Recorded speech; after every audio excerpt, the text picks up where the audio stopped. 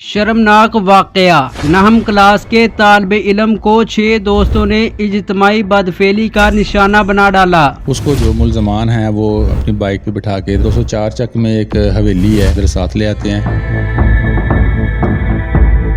इस वाकये की इत्तला आपको कैसे मिलती है और जब आप इस पर रिस्पॉन्ड करते हैं तो क्या हक़ाइक़ सामने आते हैं? मोरखा 22/4/26 को सादिया रियाज नामी औरत जो कॉल करती है कि मेरे बेटे के साथ किस चंद अबाश ने ज़्यादती की है। जो फौरी तौर पर मैं मौका पे पहुंचता हूं, मेरी टीम मौका पे पहुंचती है तो उनसे जाके इंटरोगेशन करने के बाद, इंटरव्यू करने के बाद कंप्लेनेंट से तो फौरी तौर पर FIR का अंदराज किया जाता है। FIR का अंदराज करने के बाद फिर जनाब CPO साहब की हदायत के मुताबिक जनाब SP साहब मदीना डिवीज़न के ज़ेरे निगरानी टीमें तश्कील दी जाती हैं और विदिन 24 आवर्स मैं 3 जो मरकज़ी मुल्ज़मान हैं उनको अरेस्ट कर लेता हूँ।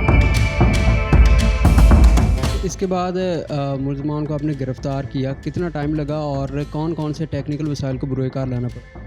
जी, इसमें जो एक अक्यूज़ था, सॉरी विक्टिम था जो जिसके साथ ज़्यादती हुई है, उसने बताया कि फ़लाँ जो बंदा मेरे साथ था। फिर हमने ह्यूमन सोर्स के ज़रिए उनकी गिरफ़्तारी अमल में लाई और बाद में अभी मज़ीद तफ्तीश जो है वो जारी है। अदील भाई, एक तो FIR का मतन बताइएगा कि FIR के अंदर जो मुद्दई है उनका क्या मौक़िफ़ है वो सारा? जी, इसमें कंप्लेनेंट जो है वो कहती है कि मेरा बेटा तकरीबन 15-16 साल का है, मोहम्मद इब्राहिम नाम है उसका, और जो 9th क्लास का स्टूडेंट है उसको जो है जो मुल्ज़मान हैं वो गुलबर्ग के एरिए से अपनी बाइक पे बिठा के इधर साथ ले आते हैं और एक 204 चक में एक हवेली है उधर ला के उसके साथ ज़्यादती करते हैं।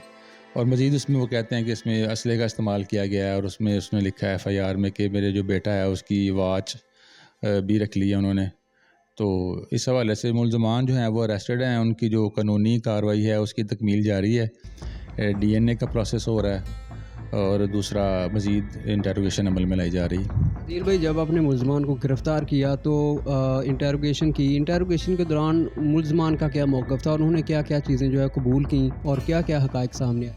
जी, इसमें भी फाइंडिंग देना जो है वो बाद में ज़रूरी है क्योंकि अभी तो ज़ेर तफ्तीश है मामला, लेकिन उसमें एक दूसरे को पहले जानते हैं दोनों विक्टिम और जो हैं जिन जो मुल्ज़मान हैं।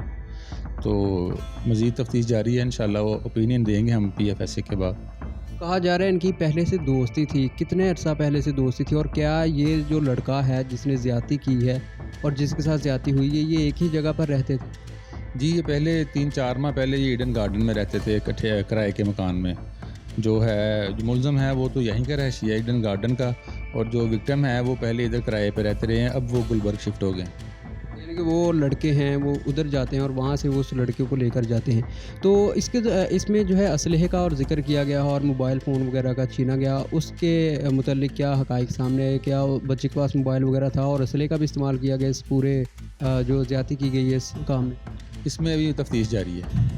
अदील भाई, इस केस में मुद्दई कौन है? बच्चे की वालदा है, बच्चे का भाई है, बच्चे का बाप है, कौन है? इसमें बच्चे की वालदा मुद्दई है और उस बच्चे का जो वालिद है वो दुबई में मुकीम है।